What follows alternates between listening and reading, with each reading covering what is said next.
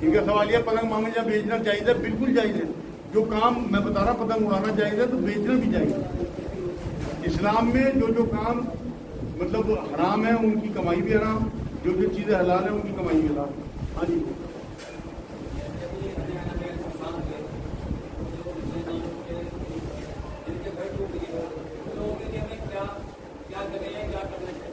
ان کا سوال یہ ہے کہ مسلمانوں کے جو گھر بار ٹوٹ گئے جگہ جگہ جہاں پہ، ان کے لیے ہم کیا کریں؟ سب سے پہلے تو آپ کے پاس بہترین ہتھیار ہے دعا. اپنی دعاؤں میں انہیں ضرور شامل حال کریں. دوسرے جتنا بن پڑے آپ سے جیسی حیثیت ہو ان تک مدد پہنچائیں.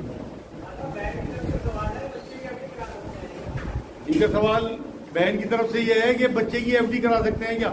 بھائی ایف ڈی بالکل حرام ہے اسلام میں. آپ بچے کے نام سے سونا خرید کے رکھ لو وہ جائز ہے، لیکن ایف ڈی کرا کے اس پہ پھر اسے چھڑانا 5-10 سال بعد وہ بالکل حرام ہے، اس میں بیاج آتا ہے.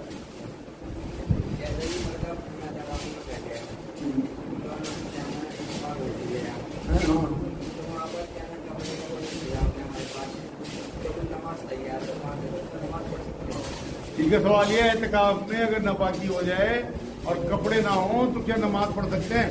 بھائی آپ نے انتظام کیوں نہیں کر کے رکھا؟ آپ جب اعتکاف میں بیٹھ رہے ہیں 10 دن کے لیے تو آپ کپڑے اپنے لے کے رکھو. اس کا مطلب آپ نے لاپرواہی کی. تو اس ٹائم تو آپ کی مجبوری یہ ہے، آگے کے لیے آپ کو انتظام کرنا چاہیے. اس ٹائم تو آپ تیمم کرو اور نماز پڑھو اگر وہاں آپ کے پاس کپڑے وپڑے نہیں ہیں. ورنہ آپ غسل کرو، غسل خانے سب مسجدوں میں ہیں، کپڑے ہی پاک کر لو، گیلے کپڑوں میں نماز پڑھ لو. بہتر یہ ناپاکی سے. آپ جماعت میں نہیں بھی شامل ہو پا رہے، جلدی سے غسل کرو. ٹائم جماعت کے بعد بھی کافی ہوتا ہے، آگے اپنی نماز پڑھ لو. لیکن کوشش یہ کرو پاک کپڑے ہوں، پاک جگہ ہو اور غسل ہوا ہو. ہاں جی. اگر جھگڑے میں مرد کہے کہ ہم ایسے لڑ رہی ہے کیا طلاق چاہتا ہے انہیں طلاق کریں کیسے طلاق ہو جائے گی؟ ان کا سوال یہ ہے جھگڑے میں اگر مرد کہے کہ تو طلاق کے لیے لڑ رہی، تجھے طلاق دے دوں گا اگر تو چاہے تو کیا طلاق ہو جائے گی؟ اس طرح نہیں ہوتی ہے تو مشروط ہے نا. ہاں اگر عورت طلاق مانگ لے اور مرد کہہ دے کہ ہاں بھائی تم طلاق مانگ رہے ہیں میں دے رہا تو ہو جائے گی.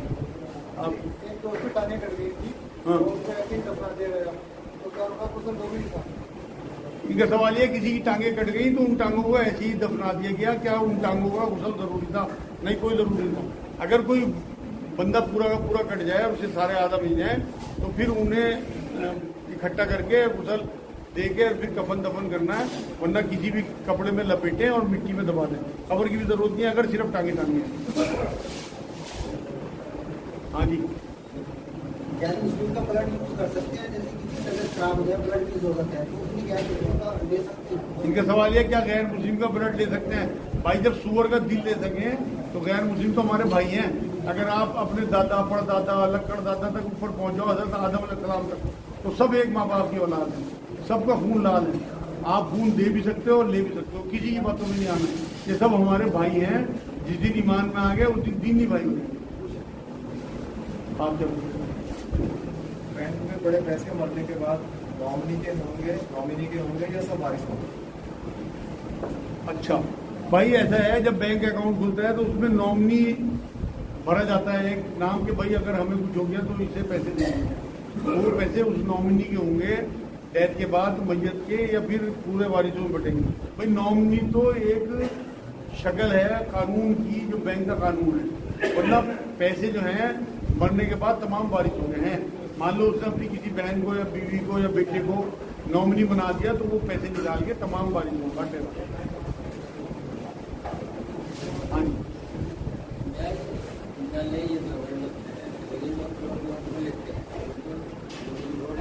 کیا کہہ رہے ہیں؟ لون لیتے ہیں. ہاں. ان کا سوال یہ ہے بیاج لینا تو ہمارے پاس میں ہے کہ ہم نہ لیں، لیکن جب ہم کہیں سے لون لیں گے تو دینا پڑے گا. بھائی حدیث یہ ہے نبی کی، بیاج کا لینے والا، بیاج کا دینے والا، بیاج کا لکھنے والا، بیاج کا گواہ سب ایک ہے. ایک اور حدیث سنا دوں، بیاج کے 70 سے زیادہ درجے ہیں اور سب سے آخری درجہ یہ ہے کہ جیسے اپنی ماں کے ساتھ زنا کر کے بھوکے مر جاؤ. قرآن کی سب سے سخت آیت مانتا ہوں میں اسے، 279 نمبر آیا کہ جو لوگ بیاج کا کام نہ چھوڑیں وہ اللہ اور رسول سے جنگ کے لیے تیار ہو جائے.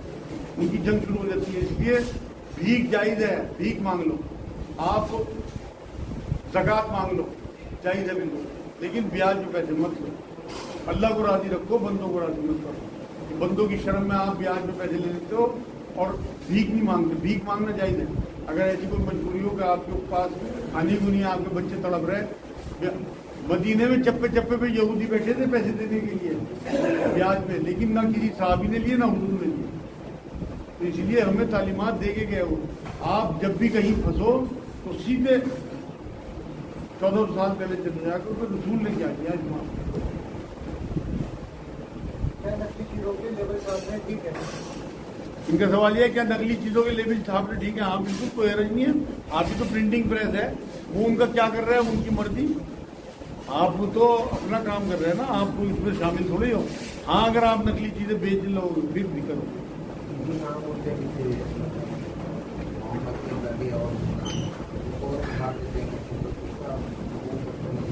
इनका सवाल ये अल्लाह रसूल के नाम लिखे हुए कागजों पर मुझे फाड़ देते हैं, इसमें क्या? भाई देखो अगर बेध्यानी में फाड़ा तो फिर तो कोई बेचती नहीं है, वरना ये बेचती में आएगा। तो इसलिए आप उठा के रख लिया करो और मस्जिदों में रखवा दिया करो ऐसे फटे हुए कागज जिनके अल्लाह रसूल के नाम है। जहाँ तक आपसे किया तो आपको करना चाहिए।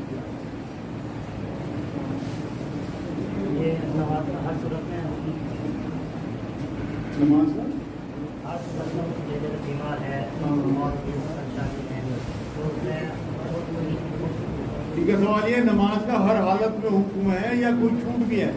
सिर्फ बेहोश हो आदमी और या फिर दीवाना हो, इनसे कलम उठा लिया अल्लाह ने।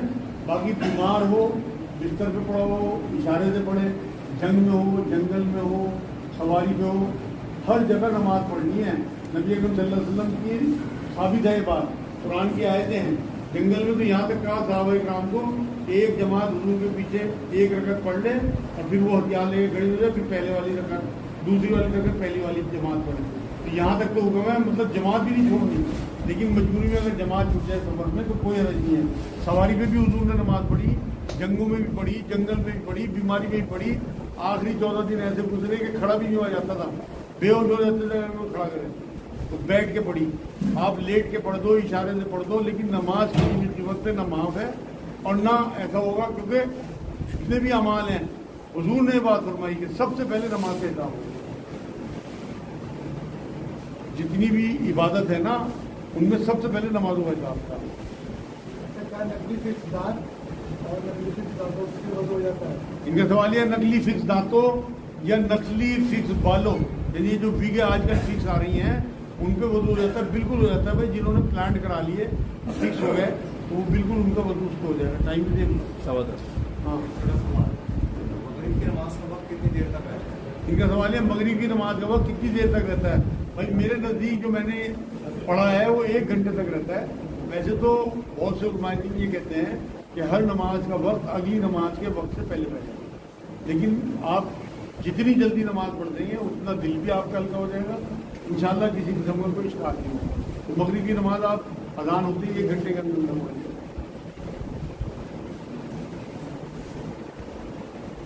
किसी गैर मुस्लिम के यहाँ मुलाजमत या नौकरी जैसे करते हैं, अगर हमें पता है वो मुसलमानों के खिलाफ है बिल्कुल, तो उसके यहाँ क्या हमें काम करना चाहिए? इनका सवाल यह है किसी गैर मुस्लिम के यहाँ हमें पता है कि ये मुसलमानों के खिलाफ है तो क्या उसके यहाँ काम करना चाहिए? नहीं करना चाहिए, बिल्कुल करना चाहिए।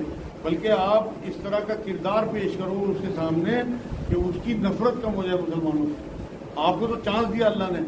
देखो नबी अकरम सल्लल्लाहु अलैहि वसल्लम को मक्के में पैदा किया जहाँ चारों तरफ इस्लाम के भी दुश्मन थे, नबी के भी दुश्मन थे, लेकिन अपने कैरेक्टर से नबी अकरम सल्लल्लाहु अलैहि वसल्लम ने अपने आप को सिद्दीक और अमीन कहलाया उन लोगों को।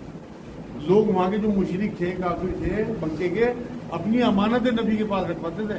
आप याद करो ना, जिस रात हिजरत की है उस रात हजरत अली को अपने बिस्तर पे सुलाया और ये कहा कि कल को जिन लोगों की अमानतें हैं ये वापस करके तब आना। हालांकि दुश्मन बाहर कत्ल करने के लिए बैठे, तो जो लोगों की अमानतें थी वहाँ भी नहीं भूले। तो अपने कैरेक्टर से आप उस गैर मुस्लिम भाई के यहाँ नौकरी करके ऐसा कैरेक्टर पेश करो, ऐसी ईमानदारी, उसके माल से इतनी मोहब्बत, उससे इतनी मोहब्बत। अब आप देखो ना, आप एक बिल्ली का बच्चा जलता हुआ देख लो, या बिल्ली या कुत्ता आग में, क्या गिलगिली होगी आप, और आपको ये अंदाजा है आपके ईमान का हिस्सा है, आपको पता है कि आग की तरफ जा रहे हैं और आप बर्दाश्त कर रहे हैं। आपको अपने उस मालिक से मोहब्बत होनी चाहिए कि मैं किस तरह से आग से बचा दूँ। آپ دعا بھی کرو اس کے لیے اور اپنا ایسا کریکٹر بھی پیش کرو کہ وہ مسلمانوں اگر مسلمان نہ بھی ہو تو کم سے کم مسلمانوں سے نفرت اس کی ختم ہو جائے. اور ایسے بہت سارے کے میرے پاس آتے ہیں قسم سے بڑے بڑے کٹر سادھو تک, اور جب وہ جاتے ہیں ان کی آنکھوں میں آنسو تک ہوتے ہیں ایسے لوگ. بادہ تو نیچے بیٹھے, آپ کی محبت, آپ کی جو غمخواری ہے نا اور خیر خواہی ان کے لیے, وہ ان کے دلوں تک پہنچتی ہے. انہیں ایک بار لگ جائے کہ ہمارا خیر خواہ ہے. ان کے تو عقیدے اتنے کمزور ہیں تو آپ کو بھگوان کہنے لگے. ہاں جی,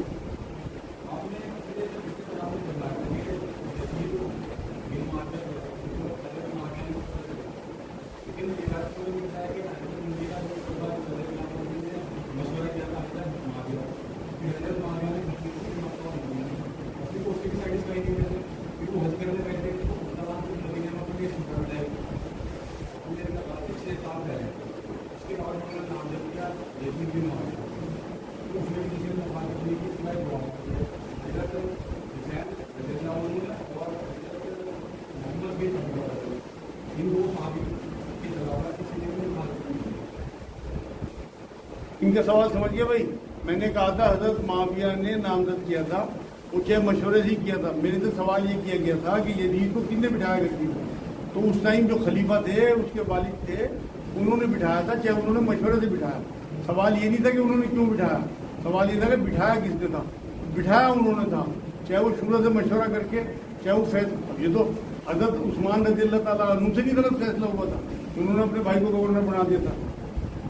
یہ تو فیصلے میں غلطی تو ہوتی ہے, کوئی نبی تھوڑی تھے, وہ صحابی تھے, ان سے غلطی ہوئی. یہاں تک کہ حضرت بکر صدیق تک سے غلطیاں ہوئی. وہ خود کہتے تھے اس بات کو کہ میں نے جو صلح حدیبیہ ہوئی اس ٹائم حضور کا حکم نہیں ماننا, میرے سے غلطی ہوئی, میں نے ایک دم اپنا کچھ ذبح نہیں کرا جانور. تو یہ تو صحابی تھے, ان سے غلطیاں ہو سکتی ہیں, چاہے ان کی نیت صحیح ہو, لیکن غلطیاں سب سے ہو سکتی ہیں سوائے رسول پاک صلی اللہ علیہ وسلم یا جتنے بھی انبیاء گئے یہ معصوم تھے. میرے خیال ٹائم. ہاں جی آپ بتاؤ.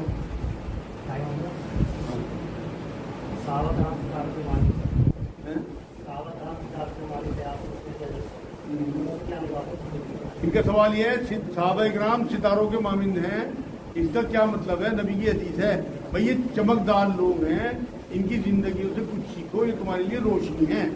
مطلب ان کی زندگیوں میں کسی ایک صحابی کی زندگی آپ نے پکڑ لی کیونکہ وہ تربیت یافتہ تھے نبی اکرم صلی اللہ علیہ وسلم سے. آپ دیکھو نا کہاں سے نکلے وہ, کہاں تو حضور کے دشمن تھے اور خون کے پیاسے تھے, اور قرآن سننے پہ سیٹیاں بجاتے تھے, شور بجاتے تھے اور نیگلیکٹ کرتے تھے قرآن کو, اور کہاں پھر انہیں سرور آنے لگا تھا قرآن میں, اور نبی کی ایسی محبت کے الفاظ یہ ہوتے تھے کہ ہمارے ماں باپ آپ کے قربان. تو اس لیے وہ ستاروں کے مانند اس لیے کہا کہ ان سے تمہیں روشنی ملے گی, ان کے بتائے ہوئے راستے پہ تم چلو گے تو تم بھی فلاح پا جاؤ گے, تم بھی ستارے بن جاؤ گے.